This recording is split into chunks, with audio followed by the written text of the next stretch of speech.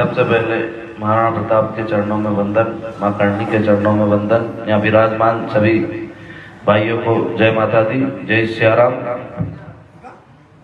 आज गला थोड़ा ज़्यादा खराब है, ज़्यादा लंबा समय नहीं लेंगे, जल्दी जल्दी कर लेंगे। आज जो ये स्वाभिमान यात्रा धार जिले में आई है, आप सबके पास निमंत्रण देने आई है, पर आप सब लोग वैसे ही पहले से गांव-गांव घर-घर घूम रहे हैं, जन जागरण यात्रा के माध्यम से सब लोगों को बता भी रहे, पर अब हमारे पास समय कम है।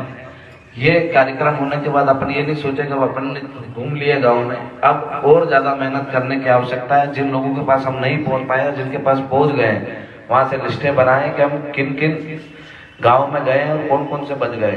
जो बच गए उनमें जाने की कोशिश करें, और जहाँ चले गए वहां से जो नंबर है हमारे पास, उनसे पूछे कि कौन से गांव से कितनी गाड़ियां हैं, क्या व्यवस्था है उनके वहां आने की।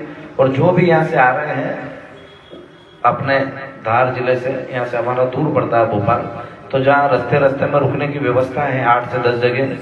अपने देवास जिले में जैसे ये अपन देवास से भोपाल रोड पे गिरते हैं, पुष्पगिरी आता है, वहीं से स्टार्ट है, रुकने की व्यवस्था है, तो भोपाल तक है।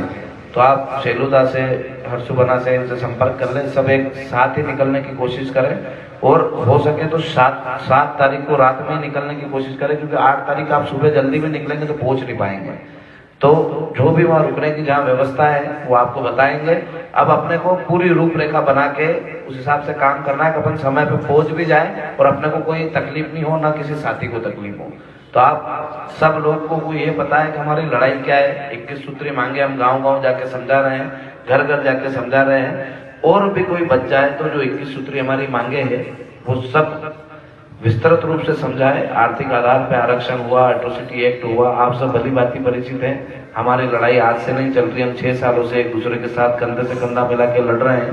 तो आप सबको ये बातें बताने की आवश्यकता नहीं है कि हम किस चीज की लड़ाई कर रहे हैं, कि हमारी लड़ाई क्या है, क्योंकि आप हमेशा से शुरू आंदोलन से लगा के अभी तक सब हमारे साथ जुड़े हुए हैं, हर आंदोलन में हमारे साथ देते हैं। तो अब आपकी जवाबदारी और बढ़ जाती है कि अब हमें ज्यादा मेहनत करनी पड़ेगी, क्योंकि हमारे यहाँ से भोपाल की दूरी बहुत है। तो भोपाल जितने हम इंदौर गए थे, उज्जैन गए थे, रतलाम गए थे, उससे ज्यादा संख्या में ही हमको भोपाल पहुंचना है, क्योंकि भोपाल का जो हमने जम्बूरी मैदान लिया है वो बहुत बड़ा है, उसे भरना है और अपना शांतिपूर्ण तरीके से हमें हमारी बात रखनी है। हम उग्र आंदोलन करने नहीं जा रहे हैं। जो हमारा आंदोलन है उसकी रूपरेखा पूरी बन चुकी है।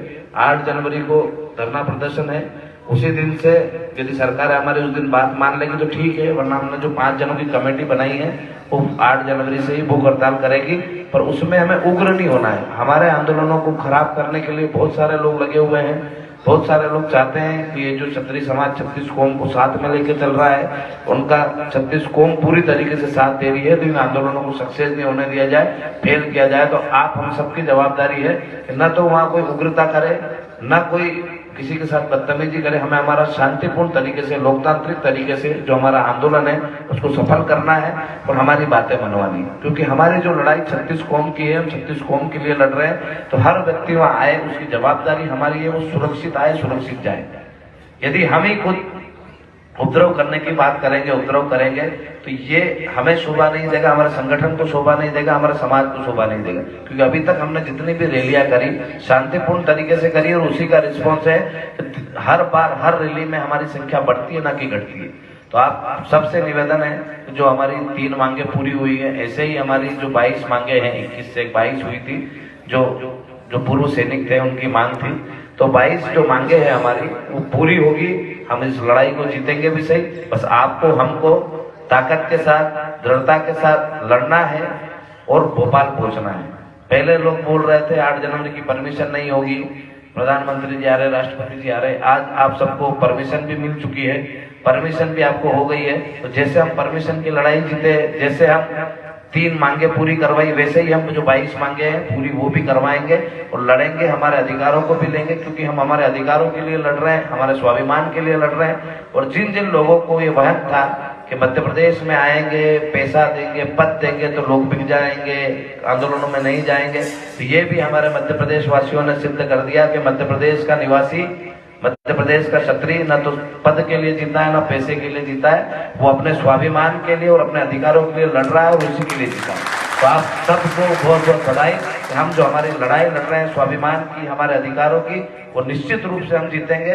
निश्चित रूप से हम हमारे आंदोलन को सफल करेंगे और जो हमारा मकसद है उसको भी हम पाएंगे, या उस जो हमारा लक्ष्य है उसको हासिल करेंगे। तो आप सबसे निवेदन है कि 8 जनवरी जन आंदोलन के लिए अब जो रूपरेखा बनानी है वो भी बनाए, और जो गांव छूट गए हैं उनमें जाए और अपनी 21 सूत्री या 22 सूत्री जो मांगे हैं वो गांव गांव बताएं। इसके साथ जय माता दी, जय माता दी।